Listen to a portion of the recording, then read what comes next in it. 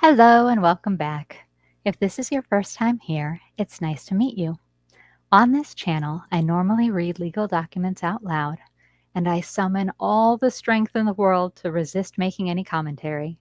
But today, I have something different for you, something that I'm very eager to share involving some of the health data from Jennifer McCabe's phone that was entered into evidence.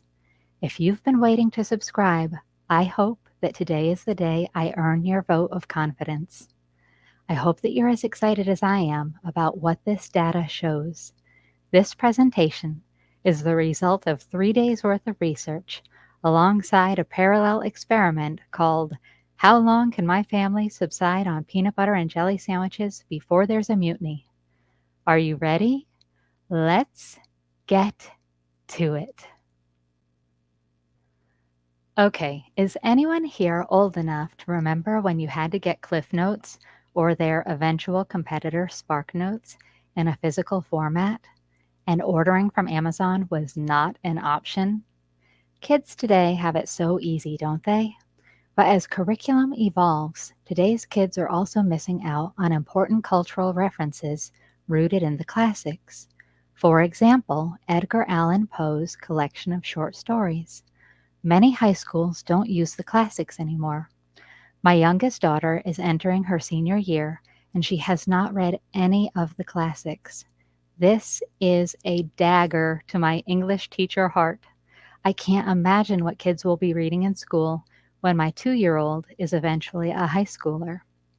So let's lay a foundation for today's subject by reading a SparkNote summary of the Telltale Heart. Let me preface this by saying that the original story is written in the first-person point of view, and the author has deliberately created what is called an unreliable narrator. Usually authors try to build credible narrators whom you like and you trust. It's a creative risk to have a main character that is untrustworthy and unlikable. So you can already start to see the parallels, right? So The Telltale Heart was written and published in 1843. However, I think you'll find that it is still very relevant today. Here's a summary. An unnamed narrator opens the story by addressing the reader. He claims that he's nervous, but not crazy. He believes his paranoia has sharpened his senses, almost like a superpower. He says that he is going to share a story where he'll prove to you his sanity, even as he is confessing to killing an old man out of a fear of the man's pale blue eye, which the narrator describes as a vulture's eye. Again, he insists, with an air of arrogance, that he is not crazy because his cool and measured actions, although criminal, are not those of a madman, but of a clever, stealthy hero. Every night for a week, he goes to the old man's apartment and secretly observes the man sleeping. Each morning, he behaves as if everything is normal. After the 7th night, the narrator summons the courage to kill the old man. When the narrator arrives late on that eighth night, the old man wakes up and cries out. The narrator remains still in the shadows, watching the old man sit up in bed, awake and frightened. In the dark, still silence, the narrator and his newfound keen senses hear a dull pounding that he believes is the old man's terrified heartbeat. Worried that a neighbor might hear the thumping, he attacks and kills the old man. He then hides the body below the floorboards in the bedroom. He is careful not to leave even a drop of blood on the floor. As he is finishing up, a clock strikes 4 a.m. At the same time, the narrator hears a knock at the front door. The police have arrived, having been called by a neighbor who did in fact hear the old man shriek. The narrator is careful to be chatty and to appear normal. He leads the officers all over the house without acting suspiciously. At the height of his bravado, He even brings them into the old man's bedroom to sit down and talk right there at the scene of the crime. The policemen do not suspect a thing. The narrator is at ease, overly confident even, until he begins to hear a low, thumping sound. He recognizes the steady thud as the heart of the old man pounding away beneath the floorboards. He panics, believing that the policeman must also hear the sound and know of his guilt. Ravaged by the idea that the police are somehow mocking his agony with their pleasant chatter, he confesses to the crime and shrieks at the men to rip up the floorboards. His own heart betrayed him and revealed his criminal involvement. It's almost unnerving how arrogant and egocentric the murderer is. He spends all this time telling us how keen and clever and stealthy and charming he is, but he barely touches on the true reason for why he ended someone's life. We don't even know what his connection was to his victim. Was it his employer, a relative, a neighbor? His reason for killing the old man is just that he didn't like the way that the old man looked at him? Seems eerily familiar, right? So let's hop from one unreliable narrator to another, Jennifer McCabe. When I got my hands on the phone data from analyst Richard Green, I was in hog heaven. I scrutinized that data, overlapping windows and tabs on my computer, trying to see potential correlations and patterns. What was Jen's heart rate and steps during the time periods that she was definitely in the car? Did it matter whether she was the passenger or the driver? More than the steps and the location data, the thing that really stood out to me was Jen McCabe's health data, more specifically, the heart rate data. Right away, I was surprised at how dramatically different it was from my own heart rate data. I'm about 10 years younger than Jen, but you wouldn't expect our data to be that different. My resting heart rate is in the 40s. My stressed and anxiety heart rate is in the 100 to 120 range, and the most unexpected things can set off the alert when my own heart rate increases. When we were house hunting and found the one, my watch went crazy over my heart rate. A visit to the dentist, straight to 130. I know that this kind of fluctuation isn't exactly normal, but it's not that weird. Jennifer McCabe's heart rate data, though, now that felt odd. The range between low and high was narrow, really narrow. So what I did was I started by trying to establish a baseline of her resting heart rate based on when she was asleep, or at least when she was being still based on her steps. 3:51-ish to 4:55 a.m. seemed like the best example based on the lack of steps as well as the heart rate indicators here. And what I've done is I outlined the heart rate info, which I'm sure is teeny tiny on your screen. You're just going to have to take my word for it. But I outlined the heart rate data in red here, and then the step data in green. And you'll see if you squint and look really closely that not much is going on between 3:51 and 4:55-ish or so. And Jen was also not holding her phone during that time because the only data that we're getting is coming from her watch. Nothing is indicating from her phone that any steps are being taken. So, well, I guess I kind of got ahead of myself there. Few, if any, steps were taken between 3:52 a.m. and 4:55 a.m., and she wasn't holding her phone. So her resting heart rate seems to be between 78 and 84. That seems kind of high to me, especially compared to my own experience. However, and sorry, I'm like trying to juggle a couple of things here. If she was indeed asleep during that time, it's especially unusual that her heart rate should be so high. My own heart rate dips down into the 30s when I'm asleep, yet here hers is bebopping around in the 70s and even up into the 90s. But I'm not an expert, and a sample size of 2 isn't exactly reliable in the science community, especially when we know that I'm an outlier with a freakishly low heart rate. So that got me thinking, what's a normal heart rate and heart rate variability for someone of her age? How might her MS or any associated medications impact her heart rate? Still, there are certain autonomic stressors that create almost universal involuntary responses.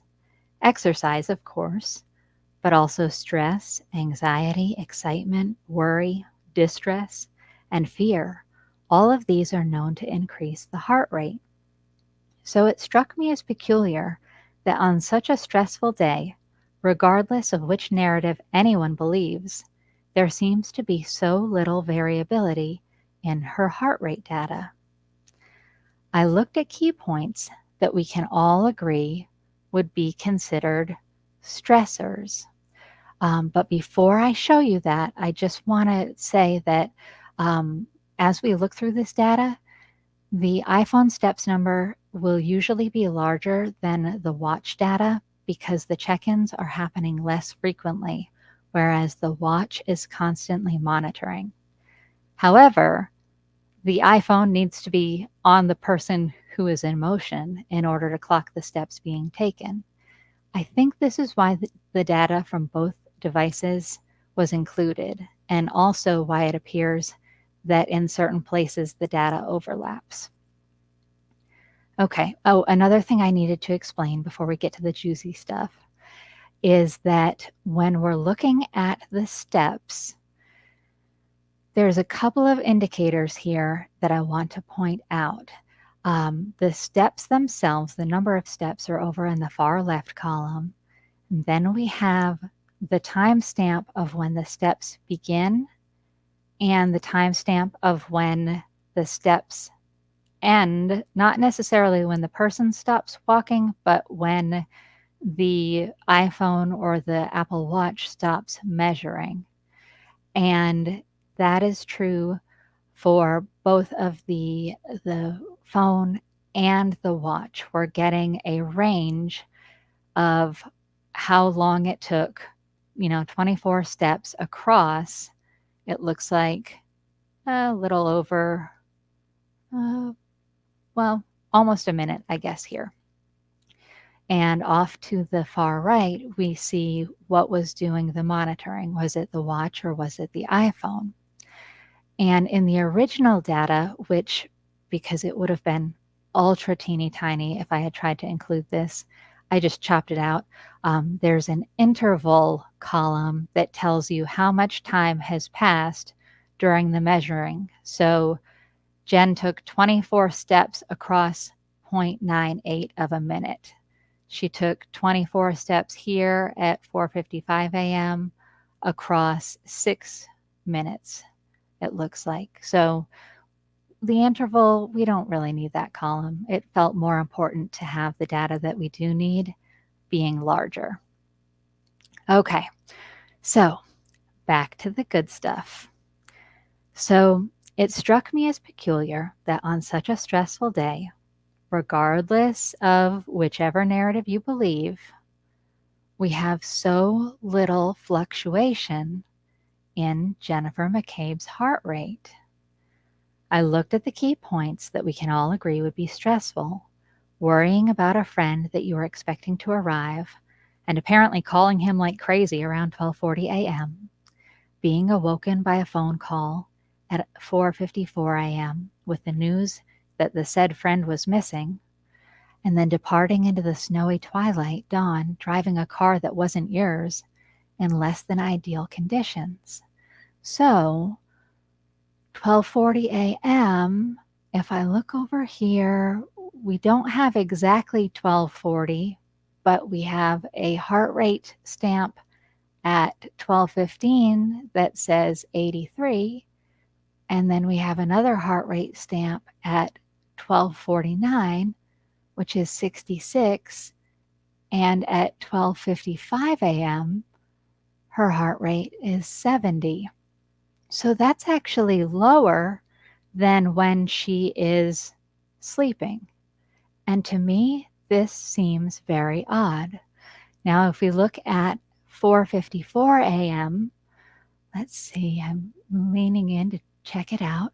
Okay, we get a little bitty spike right here, up to 97, but that's kind of to be expected if your phone is ringing in the middle of the night.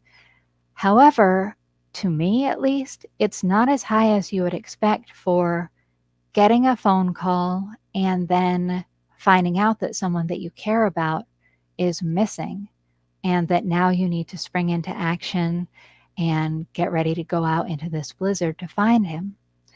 And when you look at the data beneath that, as Jen is preparing to head out, as Karen is arriving to her house, as Jen is driving Karen's car back to John's house, as they're looking around John's house for John, and then as Karen and Jen and Carrie all drive over to 34 Fairview, none of these numbers is even breaking 100 beats per minute.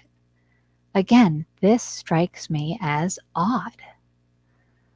So, right before finding John, Jen's heart rate is 91.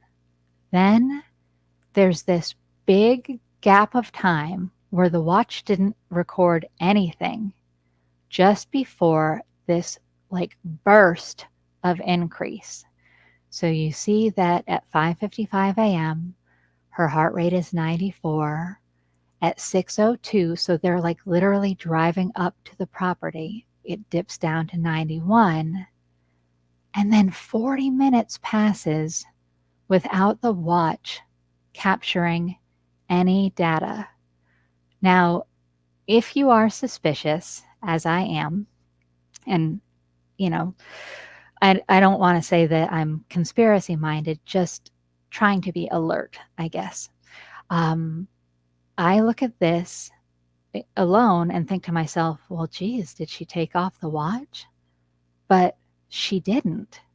She didn't take off her watch because the watch is still counting steps alongside her phone.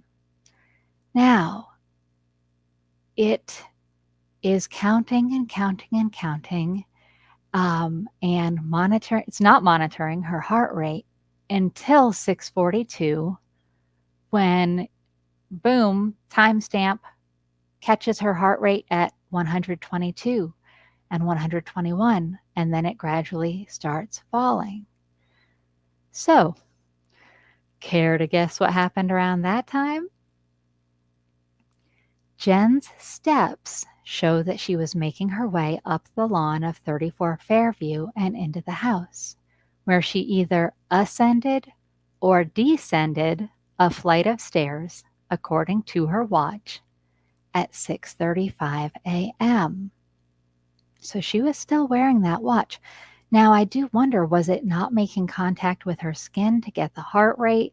Like, it was still on her person, but for whatever reason, there's this 40-minute gap where the heart rate isn't being tracked.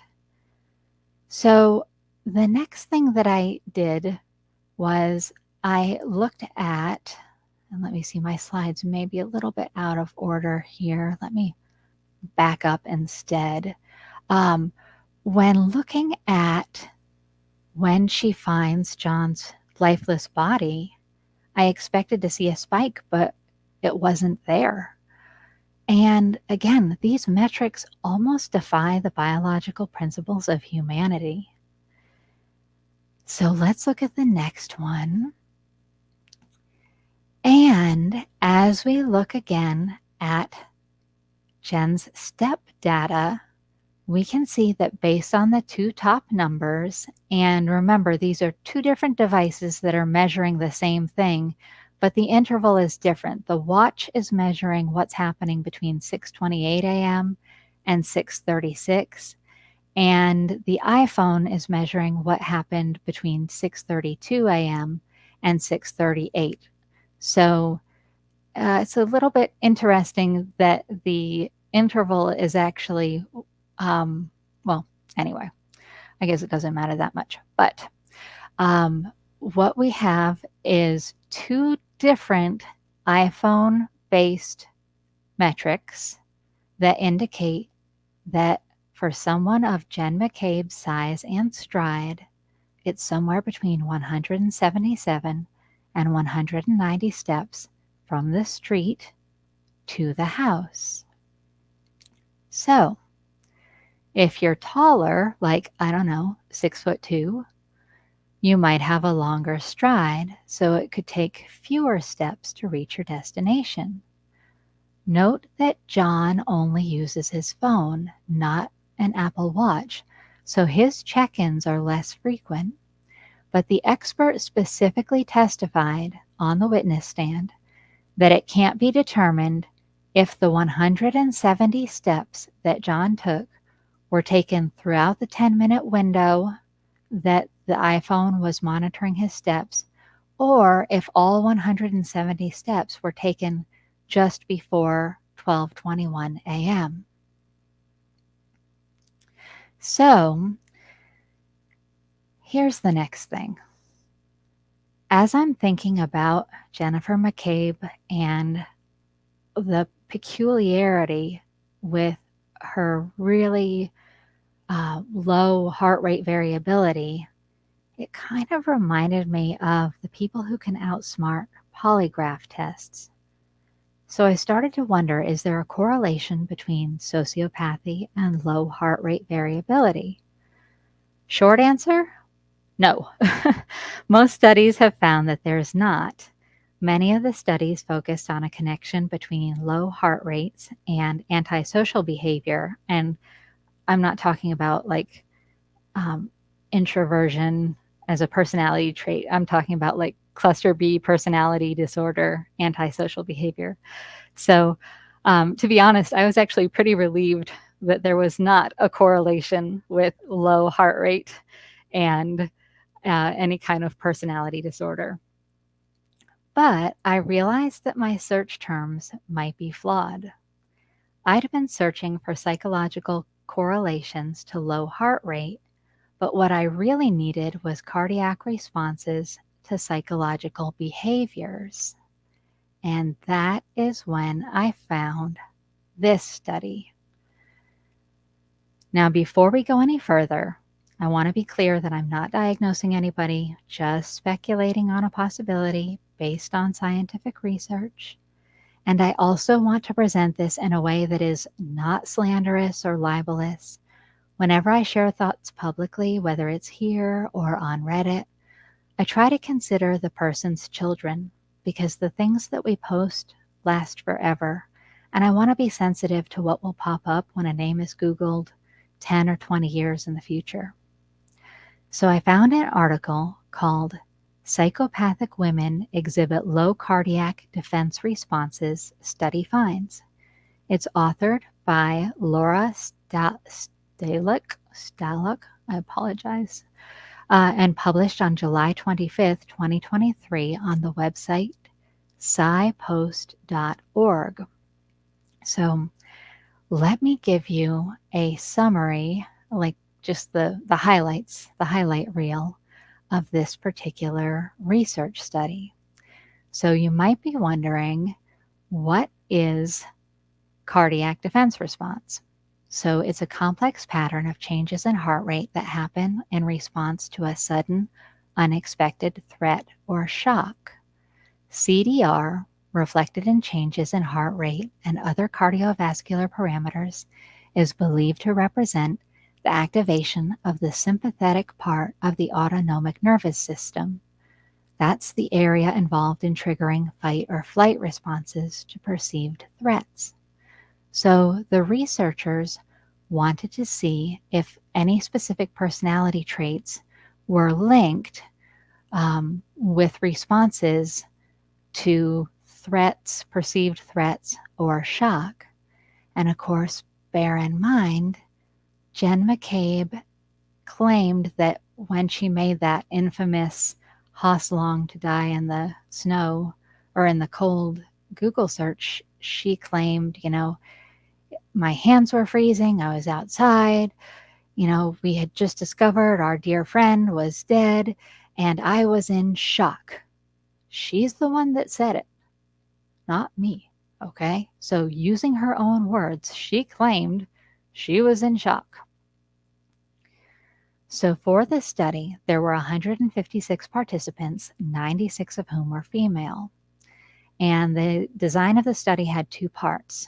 In the first one, they asked the participants to do a self-reported questionnaire about personality traits, and they were attempting to measure things such as social influence, stress immunity, fearlessness, Machiavellian egocentricity, so that almost sense of like being bulletproof, rebellious nonconformity, blame externalization, carefree non-planfulness, and cold-heartedness.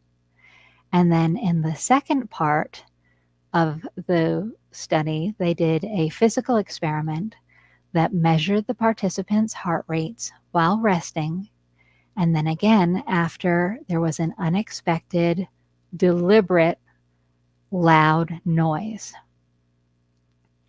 So here were the results. Women with high scores in the psychopathic trait of fearlessness exhibited reduced heart rate changes when faced with an intense and unexpected stimulus.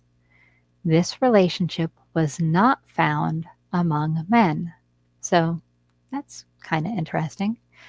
And the researchers believe that this correlation indicates readiness when responding to threats, which reminded me of back when Matt McCabe was on the stand and he testified that Jen was calm under pressure. I thought, you know what? I wonder if this is actually kind of tied to it.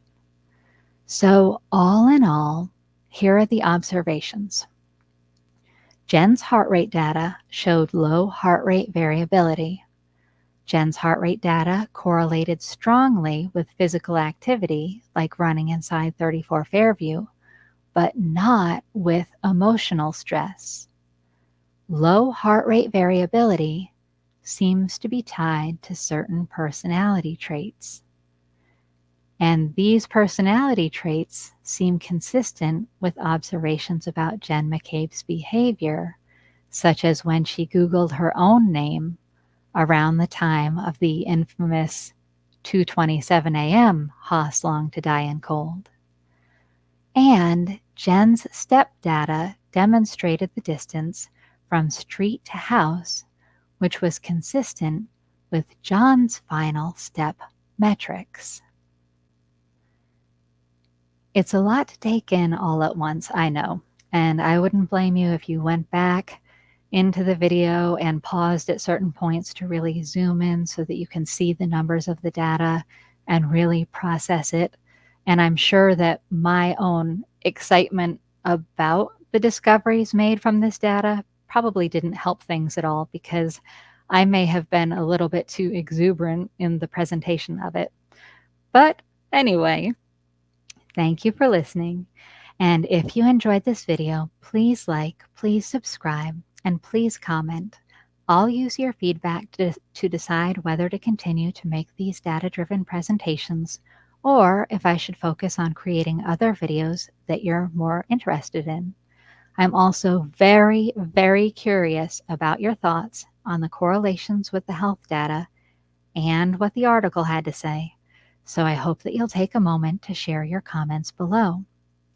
Until the next one, take care of yourself, take care of each other, and take care of our community.